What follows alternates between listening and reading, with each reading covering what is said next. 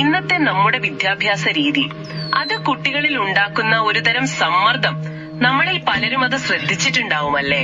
തീർച്ചയായും. പരീക്ഷ, മാർക്ക്, അതിന്റെ പിന്നാലെ ഒരു ഓട്ടമാണ് പലപ്പോഴും. അതെ.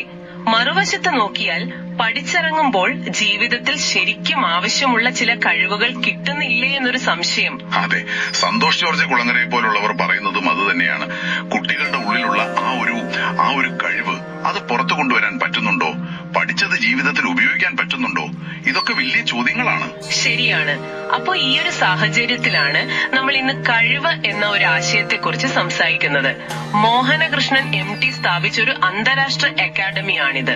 അതെ, നമുക്ക് കിട്ടിയ വിവരങ്ങൾ വെച്ച് നോക്കുമ്പോൾ ഇതൊരു വെറുമൊരു ലൈഫ് സ്കിൽ ട്രെയിനിങ് എന്നതിലുപരി ലോകത്തിലെ വിദ്യാഭ്യാസ രീതിയെ മൊത്തത്തിലൊന്ന് പുനർവിചിന്തനം ചെയ്യാൻ പ്രേരിപ്പിക്കുന്ന ഒരു വലിയ കാഴ്ചപ്പാടാണ് മുന്നോട്ട് വയ്ക്കുന്നത്. അതിലൊരു പ്രത്യേകത ഈ യോഗയുടെ ഒരു പാരമ്പര്യവും പിന്നെ ആർട്ടിഫിഷ്യൽ ഇന്റലിജൻസ് അഥവാ AI പോലുള്ളത്തെ പുതിയ ടെക്നോളജിയും ജീവിത നൈപുണ്യങ്ങളും ഒരുമിപ്പിക്കാൻ ശ്രമിക്കുന്നു എന്നതാണ്, അല്ലെ? അതെ, അതാണ് ഇതിലെ ഒരു പ്രധാന ആകർഷണം. യോഗ, AI, ലൈഫ് സ്കിൽസ്, ഈ മൂന്നും എങ്ങനെ ഒരുമിച്ച് കൊണ്ടുപോകുന്നു എന്നുള്ളത് നമ്മൾ നോക്കണം. ഓക്കെ, അപ്പോ നമ്മുടെ കയ്യിലുള്ള ഈ വീഡിയോ ബുക്കുകളും മറ്റു വിവരങ്ങളും വെച്ച് ഈ കഴിവ് എന്ന സംരംഭത്തിന്റെ ലക്ഷ്യങ്ങൾ, അതിന്റെ പ്രവർത്തന രീതി, ഈ പറയുന്ന സംയോജനം, ഇതൊക്കെ നമുക്കൊന്ന് ആഴത്തിൽ മനസ്സിലാക്കാൻ ശ്രമിക്കാം. തീർച്ചയായും. നിലവിലെ പ്രശ്നങ്ങൾക്ക് ഇത് ശരിക്കും ഒരു പരിഹാരമാകുമോ? എന്താണ് ഇതിനെ വ്യത്യസ്തമാക്കുന്നത്? അതറിയാനാണ് ഈ ചർച്ച. അതിനു മുമ്പ് ഇതിന്റെ സ്ഥാപകൻ ശ്രീ മോഹനകൃഷ്ണൻ MT, അദ്ദേഹത്തിന്റെ ഒരു പശ്ചാത്തലം അത് ശ്രദ്ധിക്കുന്നത് നല്ലതാണ്. കാരണം ആ അനുഭവങ്ങളൊക്കെ ഈ സംരംഭത്തിൽ പ്രതിഫലിക്കുന്നുണ്ട് എന്നാണ് മനസ്സിലാവുന്നത്. ശരിയാണ്. ഒരു മുൻ സൈനികൻ, പിന്നെ NSG കമാൻഡോ, അതുമാത്രമല്ല UN സമാധാന സേനയിൽ ശ്രീലങ്ക, ജോർഡാൻ, കെനിയ ഇവിടെയൊക്കെ പ്രവർത്തിച്ചിട്ടുണ്ട്. പിന്നെ ഈ യുദ്ധഭൂമികളിലെ കുഴിബോംബുകൾ നിർവീര്യമാക്കുന്ന ഡീമൈനിങ് എന്ന് പറയുന്ന ജോലിയിൽ 10 വർഷത്തെ പരിചയം, അതൊക്കെ ചില്ലറ കാര്യമല്ല. അത് ശരിയാണ്. സാധാരണ ഒരു സംരംഭകന്റെ ഒരു വഴിയല്ല ഇത്. വളരെ വ്യത്യസ്തമാണ്. യോഗ പരിശീലകൻ, സാമ്പത്തിക കാര്യങ്ങളിൽ അറിവ്, ദുരന്ത നിവാരണ രംഗത്തെ പ്രവർത്തനം, അങ്ങനെ പല തലങ്ങളുണ്ട്. അതെ, കോഴിക്കോട് നടന്ന ഹോർത്തൂസ് എന്ന പരിപാടിയിൽ നിന്നാണ് ഈ ഒരു ആശയം കിട്ടിയതെന്നും പറയുന്നുണ്ട്. വലിയ പിന്തുണയൊന്നും തുടക്കത്തിലുണ്ടായിരുന്നില്ല പോലും. എന്നിട്ടും 61-ാം വയസ്സിൽ ഒരു സാധാരണ മൊബൈൽ ഫോൺ ഉപയോഗിച്ച് ഇതിനൊരു തുടക്കമിട്ടു എന്നത് അതൊരു വലിയ കാര്യമാണ്. ആ പ്രായത്തിൽ ഇങ്ങനൊരു കാര്യത്തിന് ഇറങ്ങി തിരിച്ചത് തന്നെ ശ്രദ്ധേയമാണ്. അദ്ദേഹത്തിന്റെ ആ ഒരു ആഗോള ലക്ഷ്യം നോക്കൂ. ഒരു ലോകം, ഒരു നമ്പർ, ഒരു വിദ്യാഭ്യാസം, ഒരു സുരക്ഷ, ഒരു തെരഞ്ഞെടുപ്പ് രീതി. ഇത് കേവലം ഒരു ബിസിനസ് എന്നതിനപ്പുറം ഒരു വലിയ ദർശനം ഇതിന് പിന്നിലുണ്ട് എന്ന് വ്യക്തമാണ്. അതെ, ഈ ദർശനത്തിന്റെ ഒരു പ്രധാന കാരണം ഒരുപക്ഷെ നമ്മുടെ ഇപ്പോഴത്തെ വിദ്യാഭ്യാസ രീതിയിലുള്ള ചില പോരായ്മകൾ തിരിച്ചറിഞ്ഞതാവാമല്ലേ? തീർച്ചയായും. പുസ്തകങ്ങളിൽ മാത്രം ശ്രദ്ധിക്കുക, പരീക്ഷകളിൽ മാത്രം ശ്രദ്ധിക്കുക, അത് കുട്ടികളിൽ ഉണ്ടാക്കുന്ന ഒരു മാനസിക സമ്മർദ്ദം, അതൊരു വലിയ പ്രശ്നമായി പല റിപ്പോർട്ടുകളിലും കാണുന്നുണ്ട്. കണക്കുകൾ നമ്മൾ നോക്കുകയാണെങ്കിൽ ഞെട്ടിക്കുന്നതാണ്. ഇന്ത്യയിലെ നഗരങ്ങളിൽ വിദ്യാർത്ഥികൾക്കിടയിൽ ഈ ഉത്കണ്ഠ, വിഷാദം അതൊക്കെ കൂടുന്നു. കഴിഞ്ഞ വർഷം വിദ്യാർത്ഥികളുടെ ആത്മഹത്യയിൽ 20% വർധനവ്. അതൊക്കെ നമ്മൾ ഗൗരവമായി കാണണം. WHO, UNICEF പോലുള്ള അന്താരാഷ്ട്ര സംഘടനകളും ഇത് ശരിവെക്കുന്നു. അതെ. അപ്പോ ഈ മാർക്കിന് പിന്നാലെ ഓടുമ്പോ ജീവിതത്തിൽ ശരിക്കും വേണ്ട കഴിവുകൾ കിട്ടാതെ പോകുന്നു എന്നൊരു തോന്നൽ ശക്തമാണ്. പഠിച്ച കാര്യങ്ങൾ എങ്ങനെ പ്രയോഗിക്കണം എന്നറിയില്ല. അതെ, ആ റോട്ട് ലേണിംഗ്, കാണാപാഠം പഠിക്കുന്ന രീതി, അത് ചിന്താശേഷിയെ വല്ലാതെ പരിമിതപ്പെടുത്തുന്നുണ്ട്. പുതിയ വിദ്യാഭ്യാസ നയം NEP 2020 ഒക്കെ മാറ്റങ്ങൾ പറയുന്നുണ്ടെങ്കിലും അത് താഴെത്തട്ടിലെത്താൻ സമയമെടുക്കും. വെല്ലുവിളികളുണ്ട്. ശരിയാണ്. ഈ വെല്ലുവിളികൾക്കുള്ള ഒരു മറുപടി പോലെയാണ് കഴിവ്, അതിന്റെ ആ ഒരു അടിസ്ഥാന തത്വം സർവേ സ്കിൽ സർവ് മുന്നോട്ട് വെക്കുന്നത്, അല്ലെ? അതെ, കേൾക്കുമ്പോൾ വളരെ ലളിതമായിട്ട് തോന്നും. പക്ഷെ അതിലൊരു പ്രായോഗികതയുണ്ട്. ആദ്യം നമുക്ക് ചുറ്റുമുള്ളൊരു പ്രശ്നം അല്ലെങ്കിൽ ഒരു ആവശ്യം അത് കണ്ടെത്തുക, അതാണ് സർവേ. ഓക്കെ. പിന്നെ ആ പ്രശ്നം പരിഹരിക്കാൻ അല്ലെങ്കിൽ ആ ആവശ്യം നിറവേറ്റാൻ എന്ത് കഴിവ് വേണോ അത് നേടുക, സ്കിൽ. ശരി. എന്നിട്ട് ആ നേടിയ കഴിവ് സമൂഹത്തിന് ഉപകാരപ്പെടുന്ന രീതിയിൽ ഉപയോഗിക്കുക, സേവനം ചെയ്യുക, അതാണ് സർവ്. Survey, skill, serve. ഇത് പഠനത്തിന് ഒരു വ്യക്തമായ ലക്ഷ്യം നൽകുന്നുണ്ട്. വെറുതെ എന്തെങ്കിലും പഠിക്കുക എന്നതിനപ്പുറം എന്തിനാണ് പഠിക്കുന്നത്, അതെങ്ങനെ ഉപയോഗിക്കാം എന്നൊരു വ്യക്തത വരുന്നുണ്ട്. അതെ, ഭാഗ്യത്തിലല്ല പ്രയത്നത്തിലാണ് കാര്യം എന്നൊരു നിലപാടുണ്ട്. ചെയ്യുന്ന കാര്യങ്ങൾക്ക് ഒരു ഉത്തരവാദിത്തം. അവരതിനെ പെർഫോമൻസ് വർക്കിംഗ് സിസ്റ്റം എന്നാണ് വിളിക്കുന്നത്. ആ വാക്ക് തന്നെ ഒരു ഉത്തരവാദിത്ത ബോധം സൂചിപ്പിക്കുന്നു. അതെ, ലക്ഷ്യം വ്യക്തിയുടെ ഒരു സമഗ്രമായ വളർച്ചയാണ്. ശാരീരികം, മാനസികം, സാമൂഹികം എല്ലാം. ശാക്തീകരണം, സ്വന്തമായി ചിന്തിക്കുന്ന പൗരന്മാരെ ഉണ്ടാക്കുക, ഈ അനാരോഗ്യകരമായ മത്സരബുദ്ധി കുറയ്ക്കുക, അതൊക്കെ പ്രധാനമാണ്. ഇവിടെ അറിവ് നേടുന്നതിനേക്കാൾ പ്രാധാന്യം ഉൾക്കാഴ്ച നേടുന്നതിനാണ് എന്ന് പറയുന്നുണ്ടല്ലോ, അതെന്താണ്? അതെ, ഇൻസൈറ്റ്.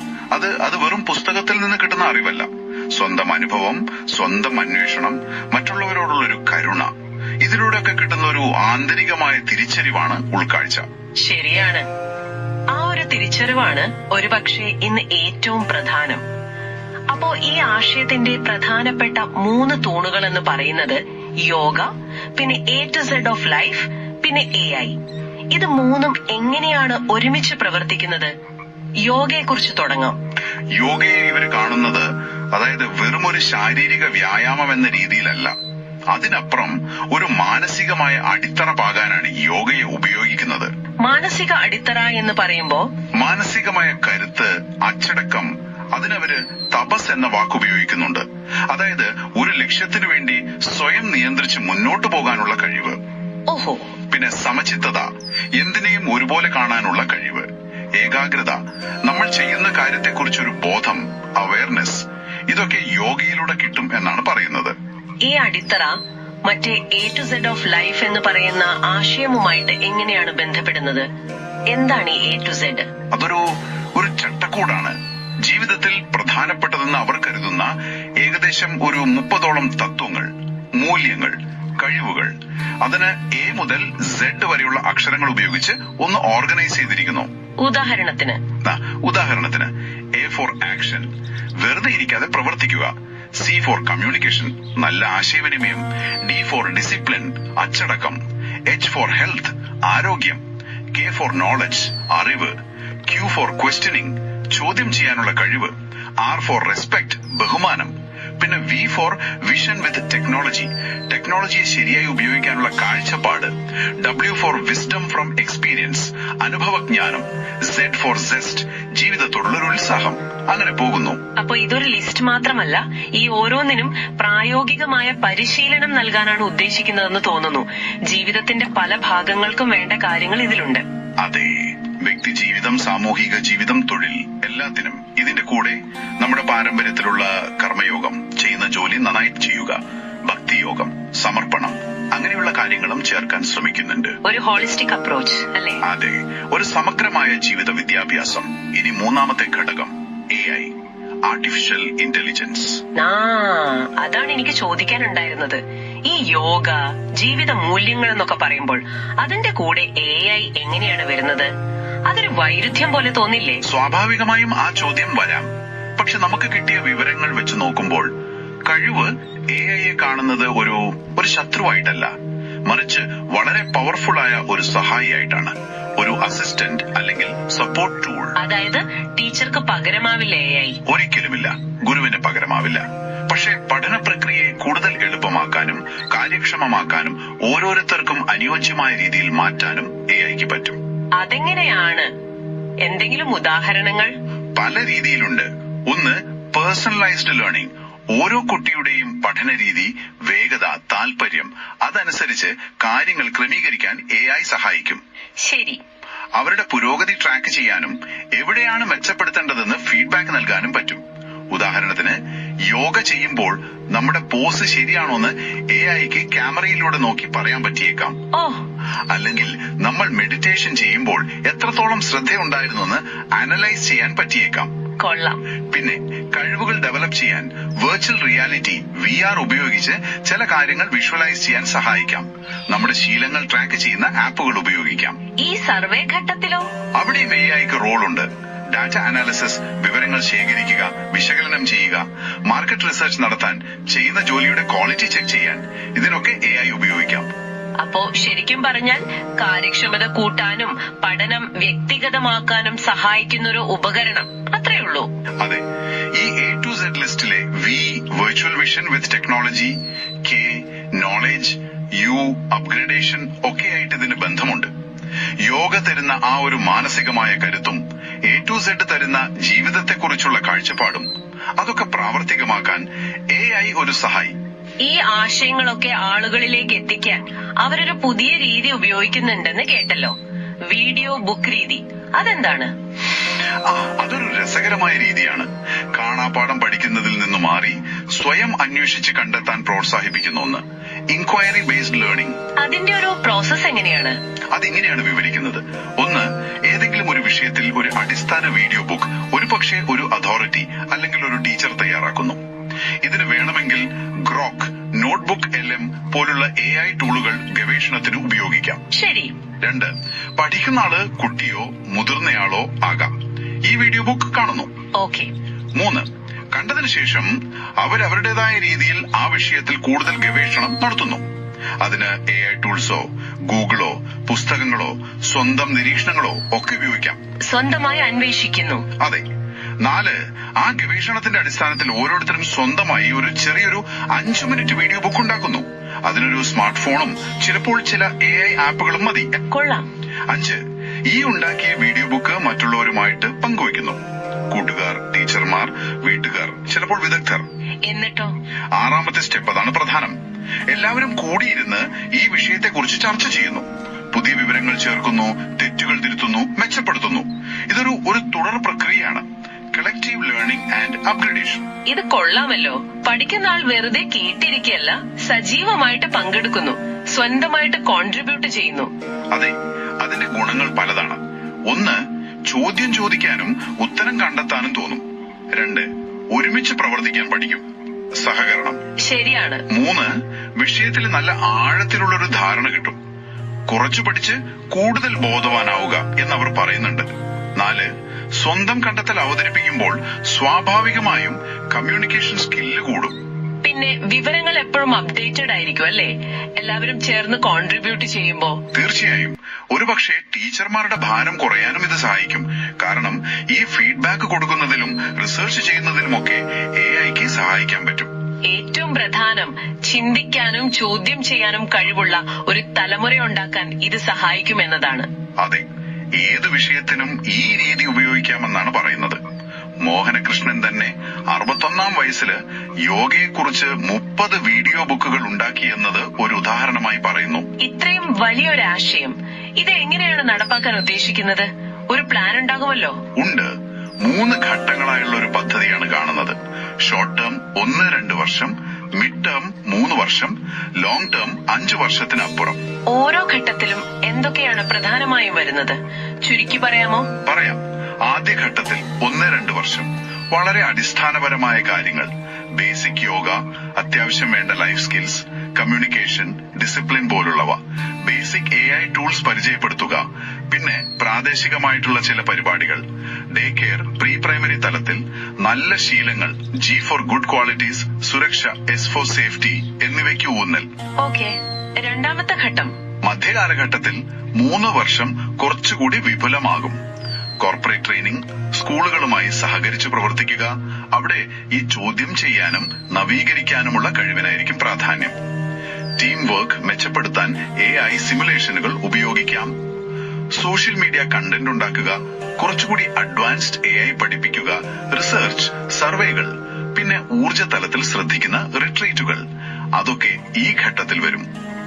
ലോങ് ടേം പ്ലാൻ എന്താണ്? ദീർഘകാല ലക്ഷ്യങ്ങൾ.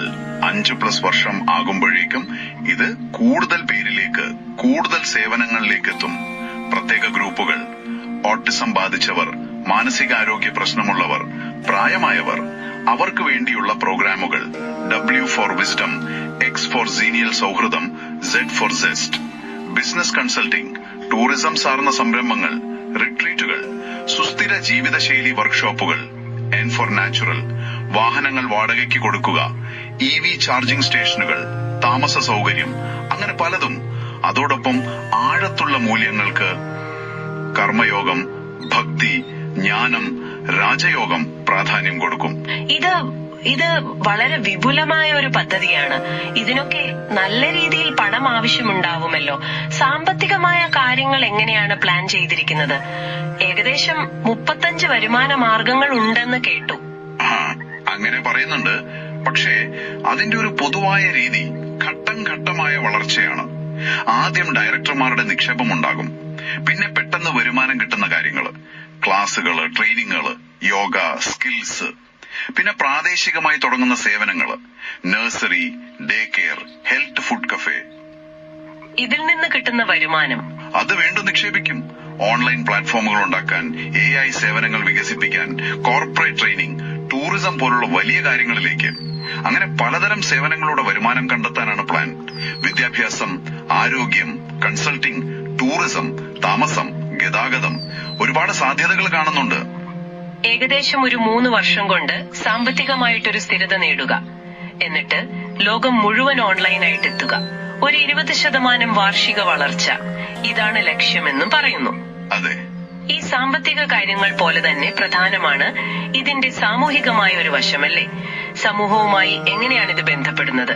തീർച്ചയായും എല്ലാ ഘട്ടങ്ങളിലും ആ ഒരു സാമൂഹിക പ്രതിബദ്ധത കാണാം. തുടക്കത്തിൽ പ്രാദേശിക സമൂഹവുമായി ചേർന്ന് പ്രവർത്തിക്കുന്ന ഡേ കെയറും മറ്റും. പിന്നീട് AI ഉപയോഗിച്ച് ഈ ലൈഫ് സ്കിൽ പരിശീലനം സമൂഹത്തിൽ എന്തു മാറ്റമുണ്ടാക്കിയെന്ന് പഠിക്കാൻ ശ്രമിക്കും. ടൂറിസം, റിട്രീറ്റുകളൊക്കെ വരുമ്പോൾ അത് സമൂഹവുമായി കൂടുതൽ ഇടപഴകാൻ സഹായിക്കും. യോഗയിലൂടെ ഒരുമ, കർമ്മയോഗത്തിലൂടെ സേവനം, ജ്ഞാനയോഗത്തിലൂടെ അറിവ്, ഇതൊക്കെ സമൂഹത്തിന് ഗുണകരമാവണം എന്നൊരു കാഴ്ചപ്പാട് ഇതിലുണ്ട്. ഈ വീഡിയോ ബുക്ക് രീതി തന്നെ അത് വിവരങ്ങൾ എല്ലാവരിലേക്കും എത്തിക്കാനും ഒരുമിച്ച് പ്രശ്നങ്ങൾ പരിഹരിക്കാനും സഹായിക്കുമല്ലോ. ചിലപ്പോ പരിസ്ഥിതി പ്രശ്നങ്ങൾ, ആരോഗ്യ പ്രശ്നങ്ങൾ. സാധ്യതയുണ്ട്. ഒരുപക്ഷെ ശരിയായി നടപ്പാക്കിയാൽ ഈ ഗ്രാമം നഗരം തമ്മിലുള്ള വിദ്യാഭ്യാസത്തിലെ അന്തരം കുറയ്ക്കാൻ പോലും ഇത് സഹായിച്ചേക്കാം. അതെ, അപ്പൊ നമ്മൾ ഈ സംസാരിച്ച കാര്യങ്ങൾ വെച്ച് നോക്കുമ്പോൾ കഴിവ് എന്നത് വെറുമൊരു ട്രെയിനിങ് സെന്റർ അല്ല. നിലവിലുള്ള വിദ്യാഭ്യാസ രീതികളെ ചോദ്യം ചെയ്യുന്ന, നമ്മുടെ പാരമ്പര്യത്തെയും പുതിയ ടെക്നോളജിയെയും ഒരുമിപ്പിക്കാൻ ശ്രമിക്കുന്ന വ്യക്തിയുടെയും സമൂഹത്തിന്റെയും ഒരു ഹോളിസ്റ്റിക് ഡെവലപ്മെന്റ് ലക്ഷ്യം വെക്കുന്ന ഒരു വലിയ അന്വേഷണമാണ്. അതെ, മോഹനകൃഷ്ണൻ MDയുടെ നേതൃത്വത്തിൽ നടക്കുന്ന ഈ ശ്രമത്തിന് എല്ലാവരുടെയും സഹകരണം വേണം എന്നും അവർ പറയുന്നുണ്ട്. ശരിയാണ്. ഈ സർവേ സ്കിൽ സെർവ് എന്ന തത്വം, yoga, A to Z AI എന്ന ഒരു കോമ്പിനേഷൻ, വീഡിയോ ബുക്ക് എന്ന പുതിയ പഠന രീതി, ഘട്ടം ഘട്ടമായുള്ള പ്ലാൻ, ഇതൊക്കെ ചേർന്ന് ഒരു പുതിയ സാധ്യതയാണ് കാണിക്കുന്നത്. കുട്ടികളുടെ സ്ട്രെസ് കുറയ്ക്കാനും അവരുടെ ഉള്ളിലെ കഴിവ് കണ്ടെത്താനും ചിന്തിക്കുന്ന ആളുകളെ ഉണ്ടാക്കാനും ഒരു പക്ഷെ ഇതിന് കഴിഞ്ഞേക്കാം. നമ്മൾ ഈ ചർച്ച അവസാനിപ്പിക്കുമ്പോൾ ഒരു പ്രധാനപ്പെട്ട ചോദ്യം ബാക്കി നിൽക്കുന്നുണ്ട്. എന്താണത്? യോഗ തരുന്ന ഒരു ആന്തരികമായ ശാന്തത, ശ്രദ്ധ, AI തരുന്ന വിശകലനം ചെയ്യാനുള്ള കഴിവ്, കാര്യക്ഷമത, പിന്നെ ഈ ലൈഫ് സ്കിൽസ് തരുന്ന പ്രായോഗികത, ഇതെല്ലാം കൂടി ചേരുമ്പോ അത് മനുഷ്യന്റെ വളർച്ചയെ ശരിക്കും എങ്ങനെയായിരിക്കും സ്വാധീനിക്കുക? അതൊരു വലിയ ചോദ്യമാണ്. ഇത് നമ്മുടെ ഉള്ളിലുള്ള ആ ഒരു സ്വാഭാവിക കഴിവിനെയും ക്രിട്ടിക്കലായി ചിന്തിക്കാനുള്ള ശേഷിയെയും കൂടുതൽ വളർത്തുമോ? അതോ നമ്മൾ അറിയാതെ ഈ ടെക്നോളജിയുടെ ഒരു ചട്ടക്കൂടിനുള്ളിൽ നമ്മൾ ഒതുങ്ങിപ്പോകുമോ? അതെ, നിങ്ങൾക്ക് എന്ത് തോന്നുന്നു? ഇതൊന്ന് ആലോചിച്ചു നോക്കേണ്ട കാര്യമാണ്. കൂടുതൽ വിവരങ്ങൾ ആവശ്യമുള്ളവർക്ക് കഴിവ് യൂട്യൂബ് ചാനലിൽ അവരുടെ വീഡിയോ ബുക്കുകളൊക്കെ ലഭ്യമാണ്. അതൊന്ന് പരിശോധിക്കാവുന്നതാണ്. ശരിയാണ്. അപ്പൊ ഈ ഒരു ചോദ്യം നിങ്ങൾ ഓരോരുത്തരുടെയും ചിന്തയ്ക്കായി വിട്ടുകൊണ്ട് ഇന്നത്തെ ഈ വിശകലനം നമുക്കിവിടെ നിർത്താം. അടുത്ത തവണ പുതിയ വിഷയങ്ങളും കൂടുതൽ ആഴത്തിലുള്ള വിവരങ്ങളുമായി വീണ്ടും കാണാം. എല്ലാവർക്കും നന്ദി.